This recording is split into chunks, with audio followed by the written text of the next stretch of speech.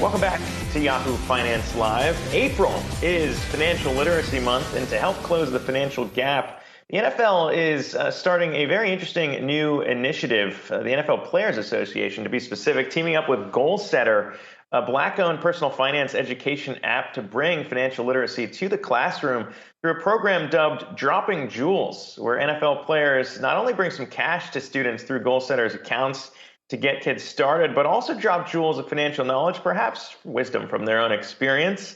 And joining us now for more on all that is a player at the forefront of all this. Houston Texans safety Michael Thomas joins us now alongside Yahoo Finance's Reggie Wade, of course, our expert in education. Want to bring him into the mix. And Michael, it's a very interesting program to do this because we talk so much about how financial literacy programs alone might not be enough, but this actually gets cash into the classroom. Talk to me about what you guys are trying to do with a partnership like this to really bring it into kids that might not even know how this all works. Absolutely. I'll say that was probably one of the first things that got my attention, right? But what Goalsetter and what Tanya Vancourt is doing by, not only introducing savings and actually investing to the youth, but allowing them to actually have the opportunity to earn money by taking quizzes, by learning through the app. The more they use the app, the more quizzes they take, they can actually earn an allowance. And I think that's very fun. It's an attention grabber and something that'll probably, help these kids want to learn more about finances and savings and investing. Michael, Reggie Wade here. I was a former teacher, so I know how tough it could be to get some stuff through to the kids. What is the approach you go through when you speak to the younger generation, especially on important topics like financial literacy? Absolutely. And like you said, like how can you not only get their attention, but make it, like something likable, something that they want to learn, right? And the techniques I use and what I love about what Tanya Vancourt and Goalsetter is doing is they're reaching the kids where they are. They're making it fun. They're making it something that they're into. Like they're using pop culture. They're using gifts to teach these kids about financial literacy, and that gets their attention. And then also incentivizing them, being able like, hey, if the more you use the app, the more opportunities you'll have to take quizzes, the more you'll be able to actually earn allowances. And, that's going to keep the kids wanting to use the app, wanting to learn more. And, Dropping Jewels, this specific initiative that the NFLPA is partnering with Goalsetter is, it's teaming up with a couple NFL players. They reached out to myself, a couple guys, Richard Sherman, Russell Okung, Thomas Morstead, Byron Jones, just to name a few. And we're going to go pop into classes. I'm going to my middle school, Grantham Academy, and we're going to pop into these classes and just teach these kids about some of the stuff we learned along our journey in the NFL, some of the things that we wish we knew when we were their age. And I actually surprised those classrooms with their first savings account. So, it's going to be fun. It's going to be exciting, and just a way to introduce them again to finance, to savings, to investing. Michael, what is the most important lesson you learned as a football player that you look to bring into the classroom with these kids? Man, I try to tell them that, it's never too early to start saving, and it's never too early to start investing. They're like, what does that mean? I teach them about, okay, if you get money and, you take a certain percentage out and you put it in your savings account, right? Well, it's great because you'll have some, funds for a rainy day to make it easy for them to understand. But we use that example of, do you want $30,000, every single day for 30 days, or do you want a penny for 30 days that doubles every single day, and see what their answers are? And, it's always surprising for everyone the first time they hear it. No, you want the penny that doubles because that teaches compound interest, and that you'll actually have $5 million if you do the penny versus the $900,000 you do the $30,000 every single day. So just doing exercises like that and letting them know, look, it's never too early to start learning about saving. It's never too early to start learning about investing. Wish I would have knew more about it when I was their age. Wish I would have had an app like Goalsetter that would allow me to learn or earn allowances by just taking quizzes on the app. They are at a way more advantage than what we were when we were kids.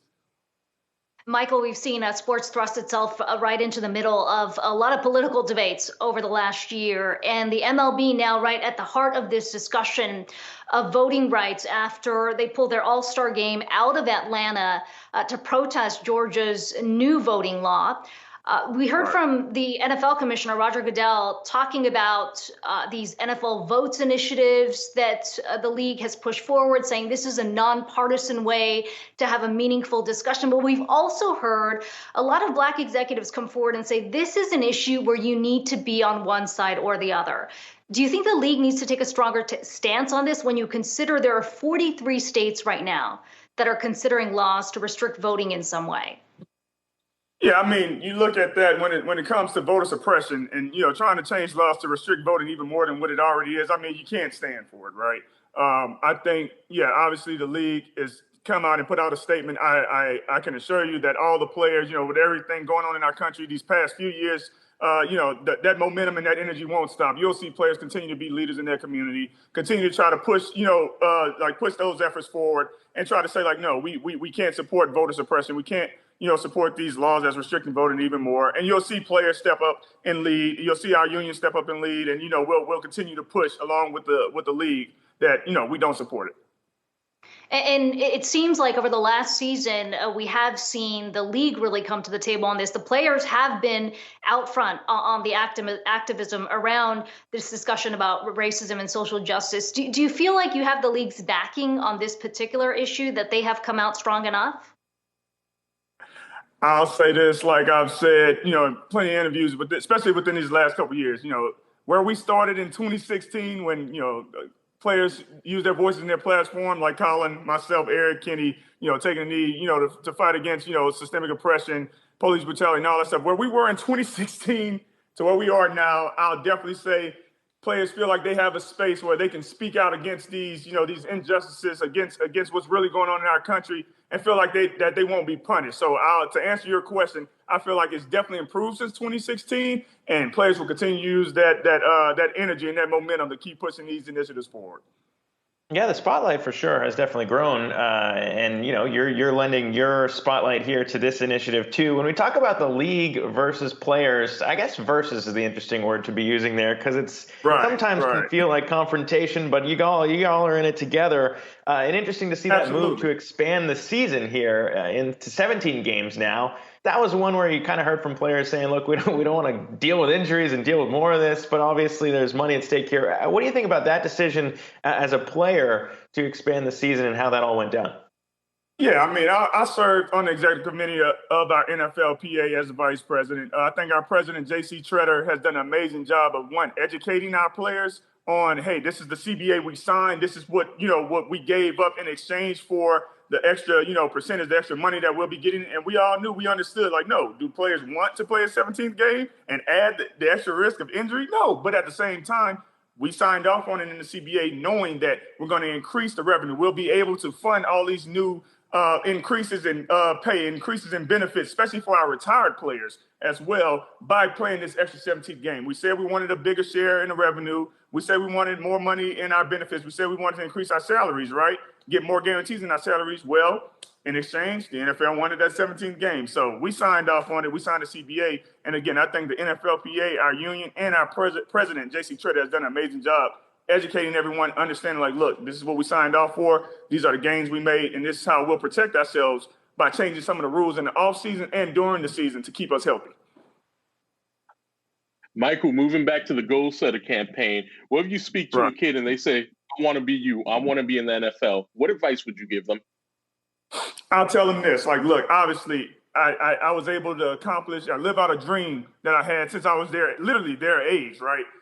To play in the NFL. However, there's so many other ways that you can have success and that you can live out your dreams. And maybe, I know most of the time, like, kids say they want to play in the NFL because they want to help out their families. They want to change their situation. So I'll always tell them, like, look, if your dream to play in the NFL, go chase it. These are the things you need to do. But at the same time, I'll introduce them to, different aspects of education. Like, look, you can go to college and become a doctor. You can become a lawyer. You can, go into finance. You can go into anything teaching, like, social sciences. You can be successful in many ways. You can become, a master of education and come back and teach and still have that type of success, can still help out your family. Don't think that making it to the NFL is the only way. However, if that's your dream, go chase it. Go for it.